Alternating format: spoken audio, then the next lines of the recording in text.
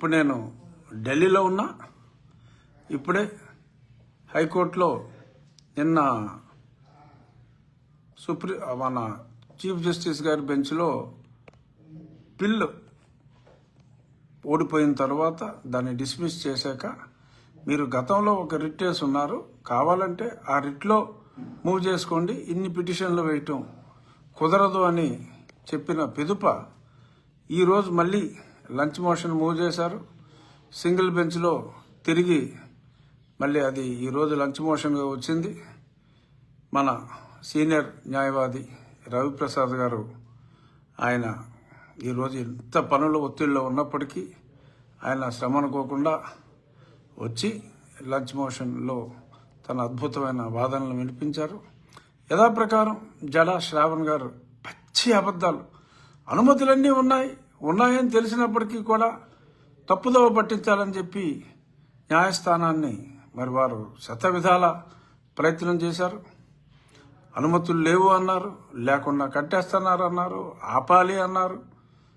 కానీ అనుమతులన్నీ చూపెట్టిన పిదప అప్పుడు జడగారు మరి కాస్త తల వంచి, అయితే మేము అంటే న్యాయమూర్తి గారు డిస్మిస్ అన్నారు, మేము విత్డ్రా చేసేసుకుంటున్నాం సార్ అంటే, విత్డ్రా చేసుకున్నప్పటికీ అది డిస్మిసలే.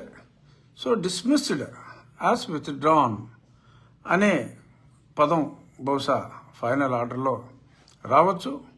దీంతో ఈ నిమిషం వరకు ఆ నీలిమొక్క క్రియేట్ చేసిన న్యాయపరమైన ఇబ్బందులన్నీ కూడా మనం అధిగమించాం. సరే, ఇంకా మళ్ళీ ఏదన్నా వేసుకుంటే వేసుకోవచ్చు, వాళ్ళ ప్రయత్నాలు వాళ్ళు చేసుకోవచ్చు, దాన్ని మనం కాదనలేం. బట్ ఇంకా జ్ఞానోదయం అయ్యి ఉంటుందనే నేను అనుకుంటున్నాను. సమస్య లేదు, మాకు జ్ఞానాన్ని మా దగ్గరికి చేరనివ్వము అని వారు మరింత పట్టుదలగా ఉంటే ఓకే, న్యాయపరంగా అయినా ఏ రకంగా అయినా ఎదుర్కోవటానికి రామభక్తులు సన్నద్ధంగా ఉన్నారు. 3వ తారీఖు ఉదయం, మే 3వ తారీఖు ఉదయం 7:14 శంకుస్థాపన. ఈరోజే ఒక ట్రక్ కృష్ణశిల ఆ బ్లాక్ గ్రానైట్ స్టోన్ మన సైట్కి కూడా డెలివరీ అయింది. ఆ సైట్లో డెలివరీ చేసుకున్న గంటకే మనకి న్యాయస్థానంలో ఉన్న అడ్డంకు తొలగింది. అంతా శుభమే, అంతా మంచే జరుగుతుంది.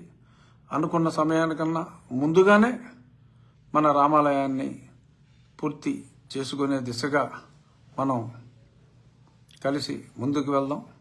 ఈరోజు న్యాయస్థానంలో సమయానికి వచ్చి వారి గృహప్రవేశం ఉంది, అయినప్పటికీ కూడా ఆయన భోజనం కూడా చేయకుండా సీనియర్ కోర్టుకు వచ్చి ఈ రామాలయ నిర్మాణంలో ప్రముఖ పాత్ర వహించారు వైవి రవిప్రసాద్ గారు, ఆయన జూనియర్ నా మిత్రుడు ఉమేష్ చంద్ర. వారికి నా ప్రత్యేక ధన్యవాదాలు తెలుపుతూ మరొక్కసారి అందరికీ విజ్ఞప్తి, సాధ్యమైనంత వరకు ఆ దగ్గరలో ఉన్నవారు ఖచ్చితంగా వచ్చి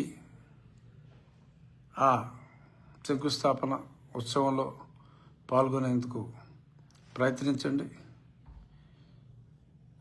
భక్తులందరికీ మరొకసారి నా హృదయపూర్వక ధన్యవాదాలు. జై శ్రీ